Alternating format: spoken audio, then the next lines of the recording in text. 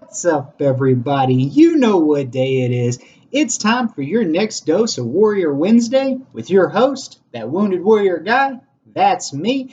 And today, this video is targeting those individuals specifically who are getting ready to go through that med board process and are about to transition back into the civilian sector. Then, in this video, I'm going to provide you guys and gals with 3 tips that I believe will help guide you through that process in a successful way. But before I get into this video, just want to remind you guys, if you wouldn't mind doing so, throwing me a like, subscribing to the channel if you have not done so already, sharing this video, do one of those things for me, guys. I would really appreciate it. But without further ado, we're going to hop right into the content. I'm going to pull up my little bulletin that I got going on here, and I'm just going to hop right into it. So like I said, guys, 3 tips that I believe will help guide you through that med board process in a successful way. Number 1, you are still in the military. You will be expected to represent your respective military branch as a squared away soldier. So, like, don't get complacent, guys. Don't be under the misconception that, oh, I'm transitioning out, I'm a civilian already, I don't need to go here, I don't need to do these things. That is not how it is. When you go through your med board, when you're at the Wounded Warrior barracks or at your unit or wherever you are, wherever they're keeping you during this process, you are still expected to go to your formations. You are still expected to be in the right place, right uniform, right time, squared away, shaved, doing all those things that we know that we have to do. You cannot stop doing those things. And just keep in mind that throughout this process, depending on the severity of your injuries and the opinions of your medical team, you may still be required to show up to PT and participate in PT. You may be given a profile that says that, hey, they can't do this, they can't do that, but they can still do these things in a modified way. Keep in mind, guys, that they will expect you to do those things. They will expect you to show up, and they will expect you to be ready to put in that work. Even though you've sustained these injuries, you're getting ready to move on, and the civilian sector is in sight, it's not there yet. Keep in mind that you still got to do those things, and you still got to perform your duties to the best of your ability. You may be expected to participate in the unit's monthly random urine analysis tests. And in my experience, there's nothing random about those tests. And as a matter of fact, when you start going through this process, chances are they're going to double up on selecting you, because they know that since you're so close to being transitioned out of the military, soldiers tend to become complacent. They tend to do things that they shouldn't be doing. They know that they can catch you, and that there is a high probability that you're doing the wrong things the closer that you get to being out of the military. So keep in mind that during those monthly UAs, you may be called upon to provide a sample that can make your transition and your process much more difficult and lead to you not gaining those benefits at the end that you need to continue on moving forward in your life. So keep that in mind. You will still be expected to meet the military's weight and tape requirements based on your age, height, and sex. So, you got injured, you can no longer, let's say you can't run anymore, let's say you can't do sit-ups anymore, let's say that you hurt your hand and you can't do push-ups anymore. Well, you might not be required to take the PT test. You might not be required to pass the PT test. But you are still required to meet and maintain your height and weight standard based on your height, weight, and sex and age. Keep that in mind, guys. Now, you're probably thinking, well, I'm going through the med board, I'm transitioning out. What does it matter? That is true. You're not going to be put up to be separated from the military because you failed weight and tape. You're not going to, you're not going to experience any loss in rank, any loss in pay. But just because, just because you're going through the med board, that does not mean that there are not negative consequences for failing weight and tape. If you fail weight and tape while going through the med board process, there's a few things that are going to happen. Number one, you're going to be flagged for failing weight and tape. No matter what your injuries are, no matter what medications you're on, you could be on medications that make you gain weight. You could have an injury that physically does not allow you to perform any type of PT. And there are situations where you could potentially get a doctor to write out saying that you should not be held to the weight and tape standards. However, in my experience, it's all up to the unit's discretion. And when it's up to the unit's discretion, they tend to uphold that standard. So just keep in mind that if you do fail weight and tape during the med board process, you're going to be flagged. You're going to be required to attend additional modified PT, and you are going to lose your tuition assistance while you're in the military. So if you are in the military, you know that while you're in the military, you get a yearly allowance of tuition assistance that you can spend to go to school. And those hours do not come out of your GI Bill. It's all free school while you're in the military. And then once you get out of the military, you can tap into your GI Bill. Well, if you get flagged for weight and tape, you are no longer given the privilege of tapping into that tuition assistance. Therefore, if you're going through the med board, which can take up to 2 years, and you want to go to school, if you get flagged for weight and tape, that tuition assistance disappears. And if you still want to go to school, then you either have to pay out of pocket or you have to tap into your GI Bill before getting out of the military, which nobody wants to do. Keep that in mind. That's tip number one. Tip number two, determine what you hope to accomplish from your transition back into the civilian sector as soon as possible. I put 3 things on here, 3 choices. Do you plan to register for college courses? If so, you need to determine where you would like to go to school, confirm that the school you wish to attend is an accredited agency, meaning that you're going to take courses there and you're going to attend a program that is going to be recognized as an accredited program once you leave that school. Additionally, if it's not an accredited agency, you might not be able to transition or transfer to a different school because the credits are not going to be recognized at other universities. So make sure to confirm that it's an accredited agency, that your program and that your degree will be recognized once completed. Then submit your application requesting enrollment in one of their programs. Make sure to do that as soon as possible. Sometimes these things take time.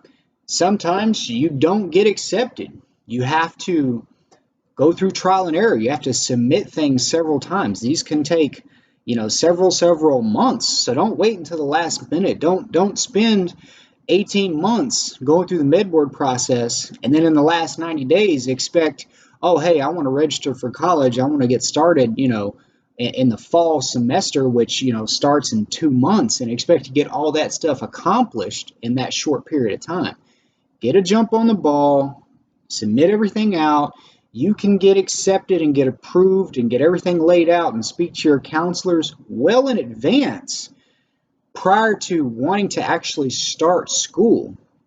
And then if you do get accepted that early, then you can think about using that tuition assistance that we spoke about and get a jump on your school early. That way you're getting more out of your GI Bill once you're officially separated from the military.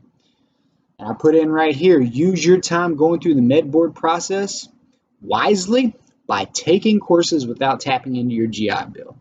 My med board lasted almost 2 years. I spent that entire time going to school, and unfortunately, I was not able to meet my weight and weight standards for one of my semesters. So I had to pay out of pocket because I didn't want to tap into my GI Bill before getting separated from the military. So, but I still used that time wisely. I still went to school throughout that entire time because I wanted to make the most out of the time that I had there.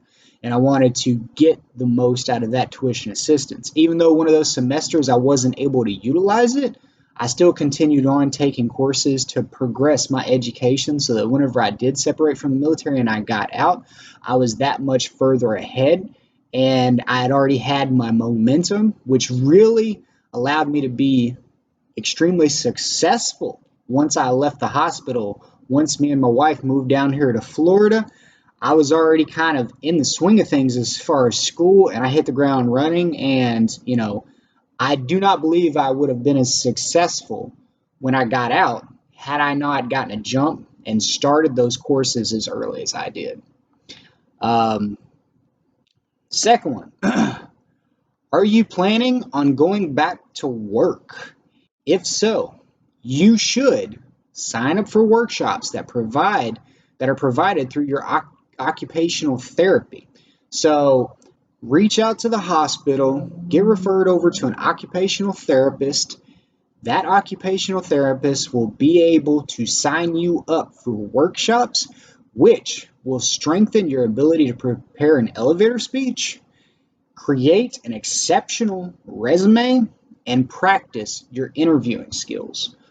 Those are all very, very important. Those are all things that you seriously need to work on if you're planning on going back to work, especially because if you've spent a lot of time in the military, the language is different. Everything is so different from military to civilian that you need to kind of rewire your ability to negotiate, to interview, to converse with these individuals that you're going to be talking to in an intelligent and understandable way, which will increase your chances of getting those jobs that you want. Are you planning on retiring? If so, research different places you would like to live and make sure that the location you choose provides any and all accommodations necessary for you to maintain a comfortable quality of living considering your new circumstances. What do I mean by that? I mean, know what your disabilities are. Know what accommodations you're going to need in order to have a comfortable life once you leave the military, and understand that you need to live somewhere where those things are provided or those things are easily accessible. And also, depending on where you want to move, where you want to live, there could be different benefits as far as tax relief or property taxes or anything like that. If you get a rating of 100%, each and every state has a different set of benefits that they offer for financial relief based on that 100% disability rating. So you need to do the research and determine which state offers the benefits that will best accommodate your new living requirements. If you are a younger soldier who anticipates getting a high disability rating and are considering not going to school or back to work and intend to live off of your disability, then just be aware of the fact that those ratings are not guaranteed long term. If you get a rating, first of all, if you don't get a 100% disability rating, you should not consider not going back to work or not going to school.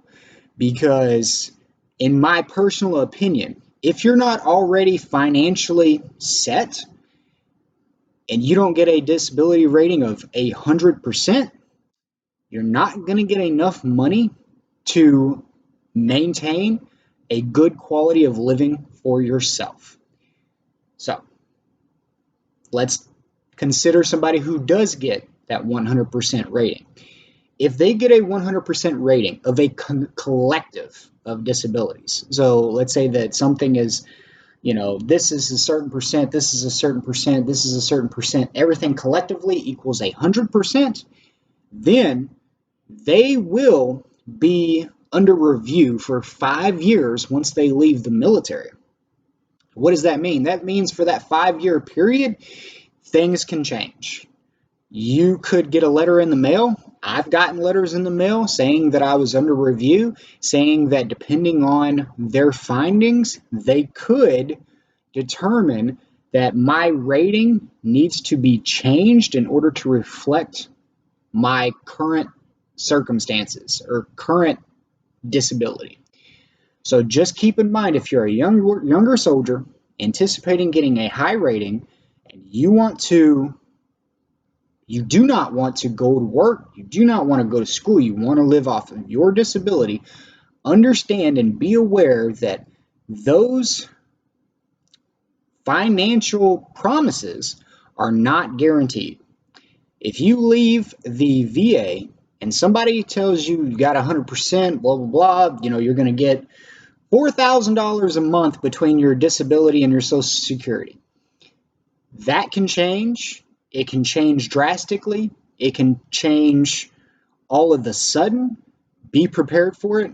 Have a backup plan and understand that if you are going to depend on the government's financial assistance, that that financial income is not guaranteed. So just understand that and be aware of it, and make sure to set up a backup plan in case those changes occur, so that you're not stuck in a situation where you're suffering financial burdens and you have not prepared for a strategy for yourself to be able to go out and get a job or whatever. Make sure that you prepare for that. Make sure that you're aware of that. Now, tip number 3. Make sure to ask questions and request information for anything that you feel may apply to your specific situation. Makes sense, right? Advocate for yourself. Ask questions. Like, I get it. What happens when you get to the VA, when you're going through the med board process, when you're at the Wounded Warrior barracks? You are going to get bombarded with so much information. You're going to be expected to do so many things that it's overwhelming. And it's easy to kind of just take everything that is told and everything that you hear and be like, oh, okay, well, they said that that's what I get, so that's what I get. That is not the case, right? The people at the VA go through so many soldiers that they do make mistakes. They forget things, they miss things, they fail to tell you things, and you need to be able to advocate for yourself. You need to be able to do the research, ask questions, go to different departments, see if you can apply for different benefits that somebody has not told you you can apply for. Somebody has not told you that you are entitled to. And a few of those I put in here. The biggest one, TSGLI. If you sustained a traumatic injury or a severe injury that led to a series of disabilities, whatever, while you were still in the military, you could be entitled to a pretty hefty tax-free payout through TSGLI. Make sure to ask about TSGLI. It doesn't hurt to ask, doesn't hurt to apply. All they can tell you is no, and at least then you know that you went out and you sought it out and you determined, or you got that information and that you did apply and you didn't leave any stone unturned. Next, Social Security benefits. No matter what your age, if you are if you're going through the med board process, and if you are going to get a disability rating, while you're going through the med board process, you are considered unfit for duty. Therefore, you can apply for Social Security benefits, which you can receive while at the Wounded Warrior Barracks, while going through the med board process. And after you go through the process, if you receive a 100% disability rating, you can continue receiving Social Security benefits once you transition out of the military, all the way up until the point that you decide that you want to go back to work. So keep that in mind, guys. That's free money. That's money that's there. It's available, and make sure that you apply for it as soon as you possibly can, because you will get back pay all the way up until the time that you applied initially. Okay, so if you wait a year after your injury, a year through the process, and you're like, I want to apply for Social Security, you don't get it backdated all the way up until your injury. It backs up until that application, until requesting those benefits. Next one I got on here, CRSC, Combat Related Service Connection Pay. If you was injured in combat or in a combat related environment, you could be entitled to CRSC. That's a monthly stipend every month that soldiers can get once they get out of the military. You cannot apply for this while you're in your med board process. You, however, can go over to legal. They can draw up the documents. They can get everything set up and ready to go. They'll put everything in a file for you. So when you do leave the VA, all you have to do is fill out those documents and send it in so that everything is put together and ready to go, and it's easy to do once you leave.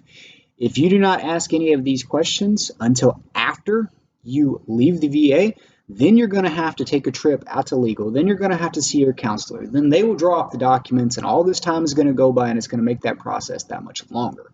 So get everything set up.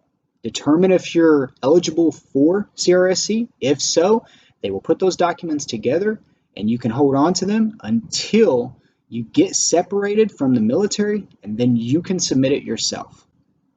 Lastly, this isn't really a big one, and I believe the people that it does apply to, it's kind of obvious, but let's say that you get injured and then you move into the VA, you're staying at the hospital, staying at the Wounded Warrior Barracks, and you're married, and you and your wife, you have a house that's off post that, whatever, and you're already paying for that house. Two things that you need to know. Number one, if you stay at the barracks, if you stay at the hospital, if you stay on post, you will no longer be receiving BAH because they have put you in a barracks, and because you are given your housing and you're given food and you're given shelter and all these things, they will discontinue your BAH unless you move out of the barracks and back into the house. If you move out of the barracks and back into the house, then you will continue to receive your BAH while you go throughout the process. So just keep that in mind, guys. Like I said, it's not really one of the bigger ones, but it is one that I have seen cause problems at the Wounded Warrior Barracks, because a lot of people do not understand when they move into that barracks so some individuals go to specific hospitals because they offer specific programs that can increase their ability to make bigger strides in their medical recovery. So they may have a home with their wife or their husband or their spouse or whoever in a different state, but they go to a different hospital because that's where the medical team is that can provide the best care for them. Well, when they go there, they're put into a barracks. When they're put into a barracks, their BAH is cut off. And then they're in a surprise because they're like, well, how can I live in my house when I'm in a different state attending a hospital, because this is where my care is?